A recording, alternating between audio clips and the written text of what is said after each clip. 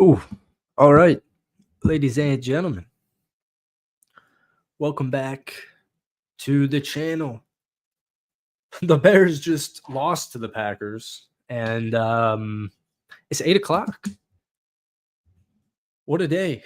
What a day! I feel like that Packers win took a lot out of me. I should have on my Jordan Love jersey on. I don't think it's in here, but yeah, welcome back. A lot of you guys will end up watching this after the fact. So what's up? I thank you for watching. We're just doing a little week 14 reaction show. I used to do this. We would try to do it every week. And I don't know what it is with the inconsistency, but I don't have like a format that I would ideally.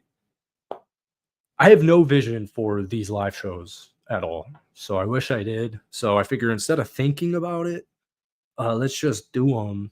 And whoever pulls up, just answer some questions and stuff. So all right, let's pull out the phone. We have Texans Chiefs here in about 20 minutes, which should also be a great game. But wow, man, let's see if we can pull up some clips. I haven't sweat a Bears Packers game like that in a while, I would say.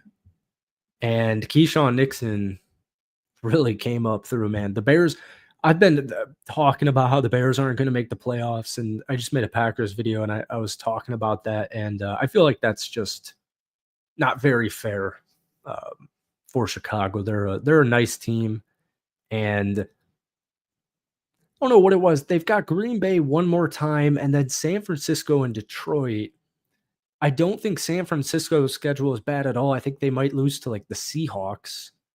I believe they're done with the Rams, and then Detroit's got some tough games. So, yeah, I think it's just some Bears hating on. But let's pull this up. I was a little bit delayed, and it was a little frustrating. Oh God, I did not realize I was like 20 seconds late in the broadcast, and I checked down on my phone. Oh, this is a banner from my golf podcast. I checked down on my phone, and I saw some Bears fans being upset in our group chats, and just kind of had a feeling. So 4th and 1 this is a pretty nuts play. I truly could not believe what just happened.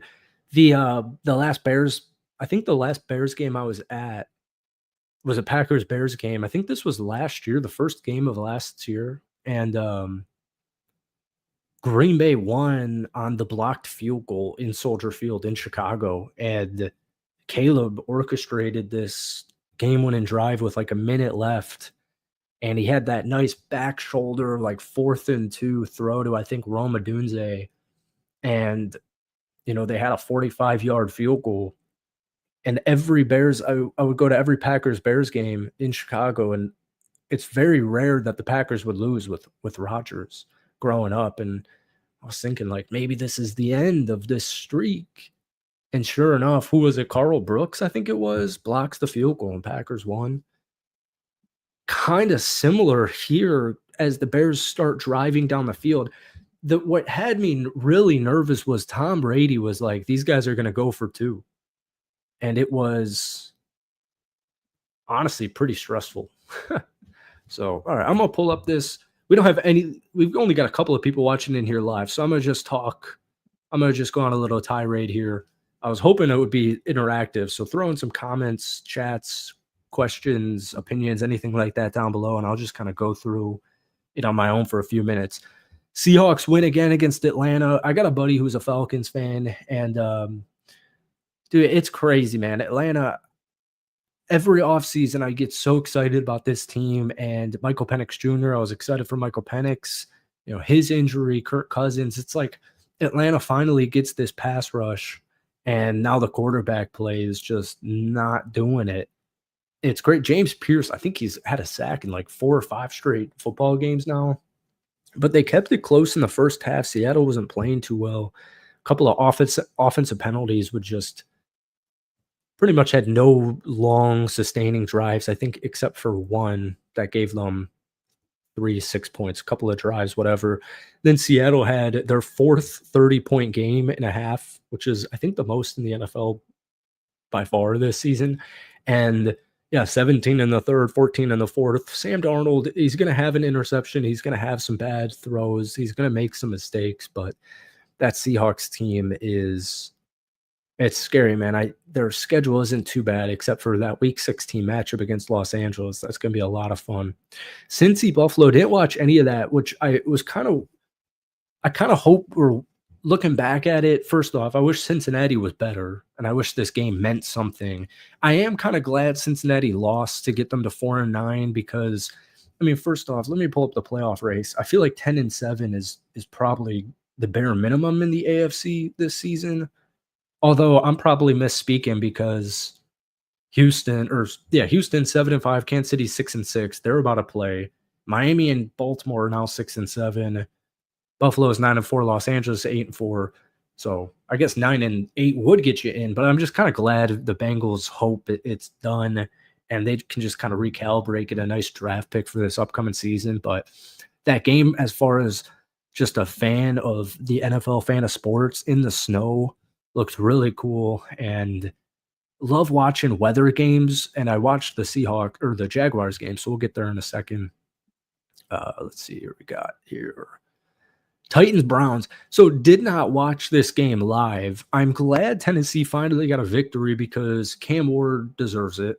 And the Titans, they've been close in a couple of these games in the last month or two.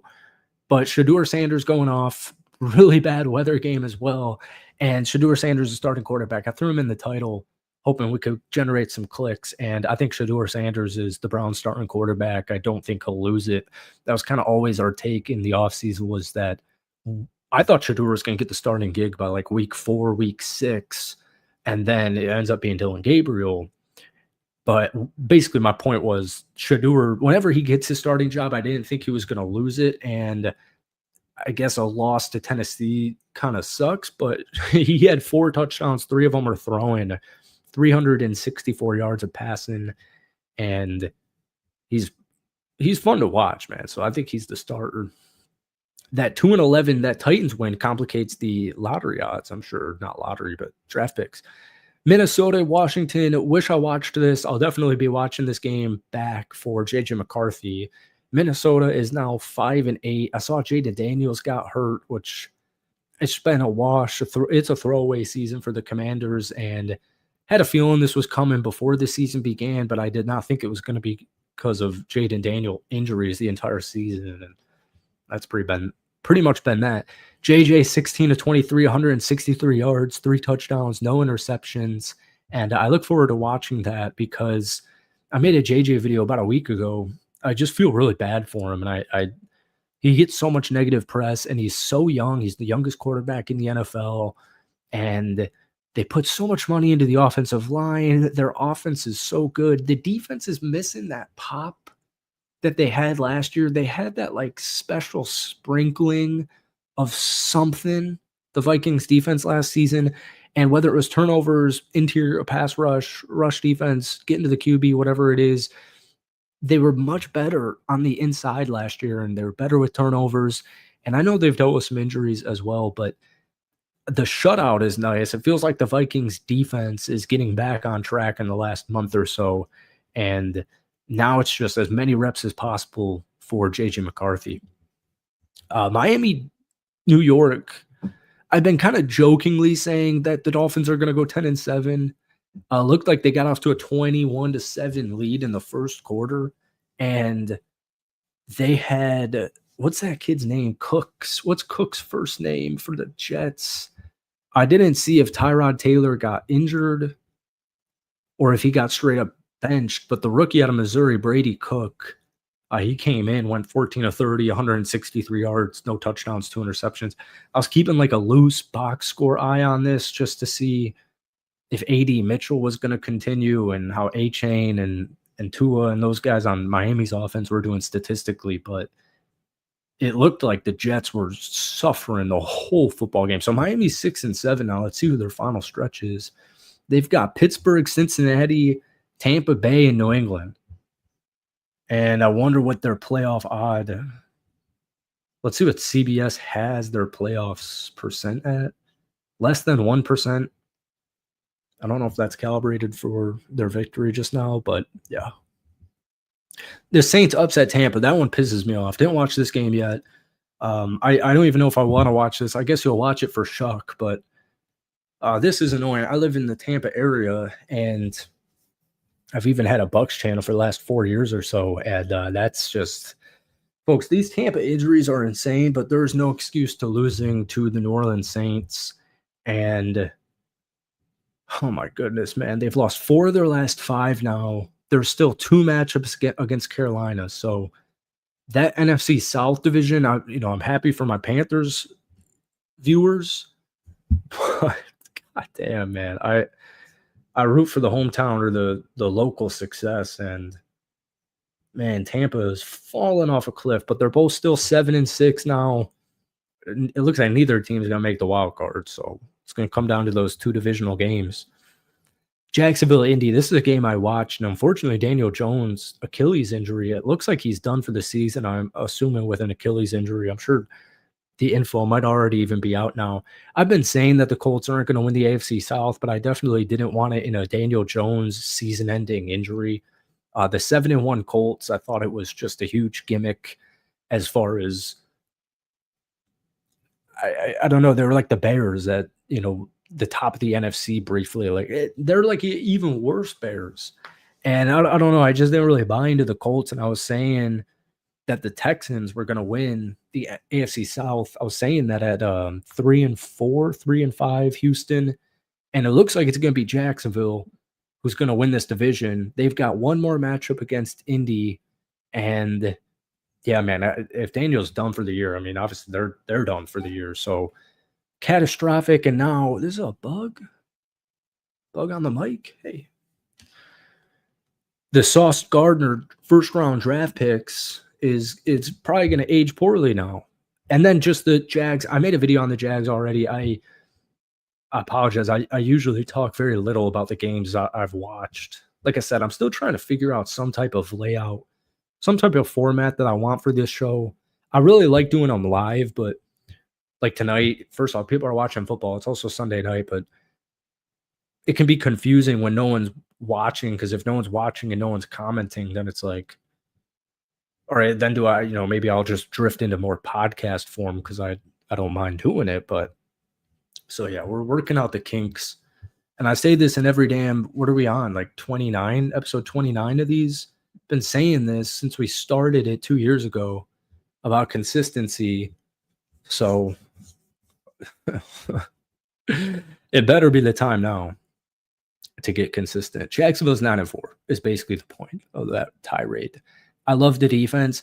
They're the second best rushing defense in the NFL. I think Jonathan Taylor ran for the most yards against Jacksonville's defense this season, and it was like 76, 74, 75 yards. That was most Jacksonville's given up to one rusher in a year, and it's Jonathan Taylor, and it's only 76 whatever yards. So Jacksonville is 9-4 now, and they've got somebody. They've got like the Jets next week, and they're about to be 10-4. Aaron Rodgers turning back the clock. I got my Rodgers jersey right here, and I've got my Aaron Rodgers jersey right there.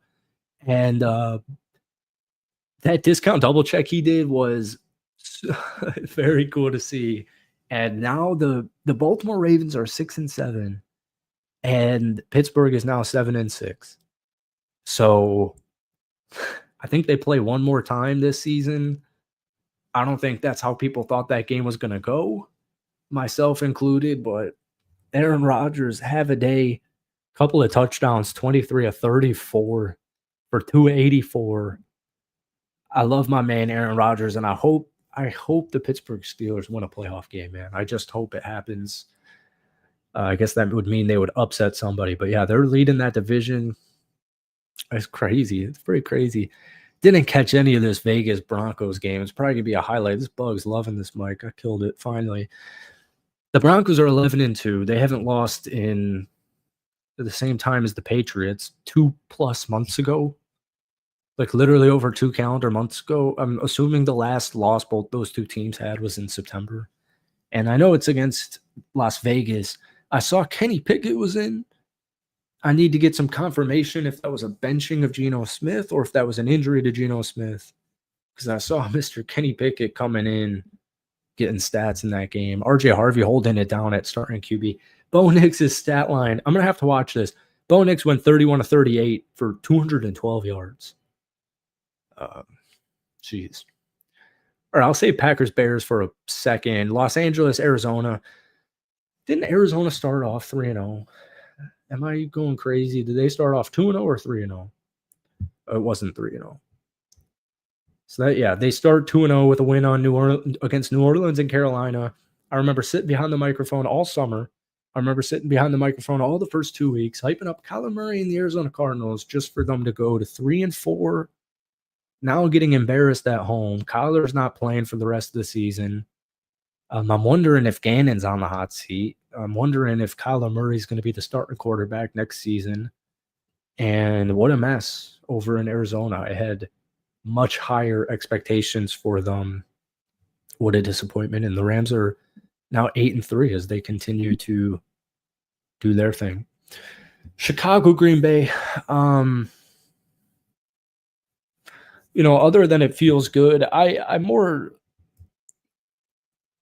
of a playoff guy. It was very fun. I was thinking to myself after that, before I made my Packers Bears videos just now, I was thinking to myself, I wish I could experience that again. And I know the Bears and the Packers play in Chicago in 1 week, 2 weeks from now, and hopefully it has a similar outcome. But the build up to that game, the Packers Bears have not had a build up like that in a while. There have been a couple of times where we've met early on in the season. Like I think last year, Jordan Love's first year as the Packers starter, I was at that week 1 game and they put Jordan Love's first year as a starting quarterback for the Green Bay Packers. They put him in Soldier Field week 1, and I was at that game, and Green Bay won like 44-17, something absurd, 42-21, something like that. And they've had hype before the seasons because the Bears win off seasons a lot, or the Bears build hype a lot in the off season. So it's been probably since 2018 where there's been a build up for the Packers and Bears like this. I've already gotten into some heated family back and forths in a fun, just competitive, passionate way, and with friends as well.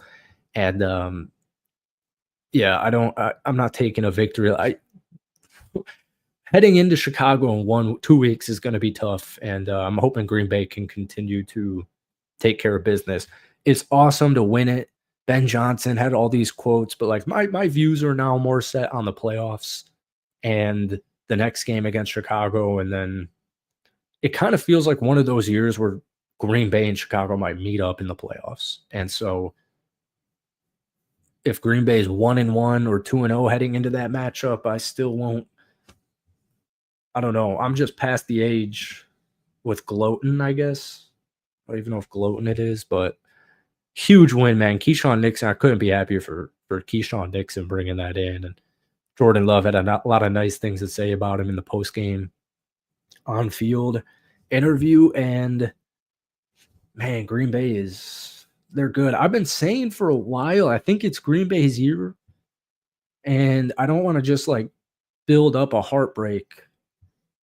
But it kind of feels like it's a Green Bay year. It wouldn't surprise me, Green Bay, Los Angeles, Green Bay, Seattle, NFC Championship, and then Green Bay losing to freaking Matt Stafford or something, and it's like the Rams. It's like a Rams Chiefs Super Bowl. It's gonna be like Chiefs Patriots and Rams Packers, and it's gonna be Stafford versus Mahomes or some bull like that. And then finally we have Detroit and Dallas played. I feel like by now no one really cares about that. I still think Dallas is making the playoffs. That means somebody's not making the playoffs. I've been saying or thinking, I've been leaning Chicago, but at the same time, I believe Detroit has Los Angeles on Sunday. So Detroit's got Los Angeles, Pittsburgh, Minnesota, and Chicago.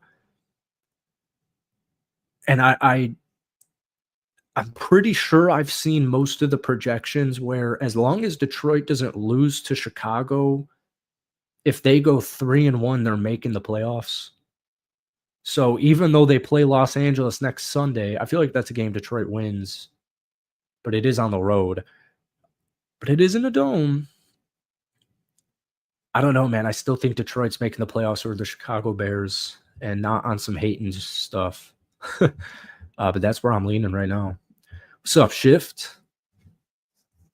What up? Kudos to the Packers. Oh, you got the Detroit. I was wondering. I was like, man, what team is this? You're Detroit. I was just talking. Yeah, we were just talking Detroit. I still think you guys are making it. Yeah, a tough one next Sunday against Los Angeles, but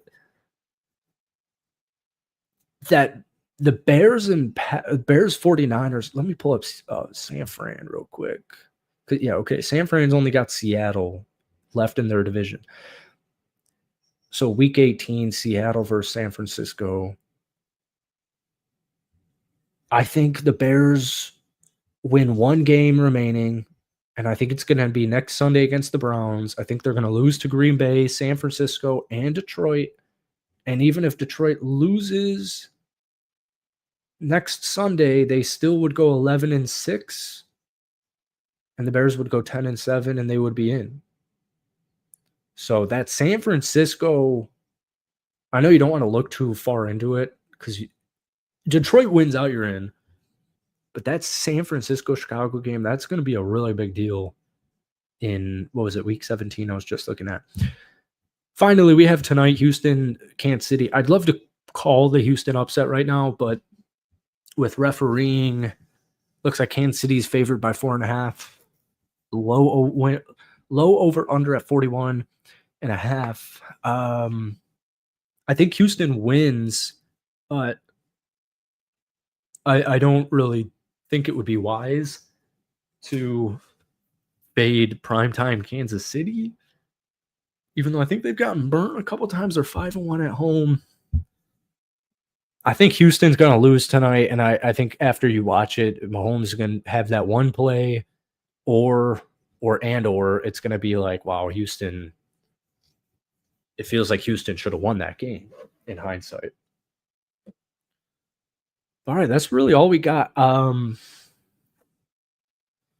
Yeah, that's all we have. So I guess rapid reaction live show. I want to get done with this before Sunday Night Football for anyone in here and myself included. But yeah, thank you for watching. Most of it's probably going to be post live. So thank you. As always, hit that like button.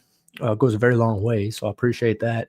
And yeah, I'm going to try and rip one of these midday, Monday, Tuesday, Wednesday. So hopefully we'll see in a couple of days. But I appreciate y'all spending some time watching Let's Talk Football 29. And we'll see you.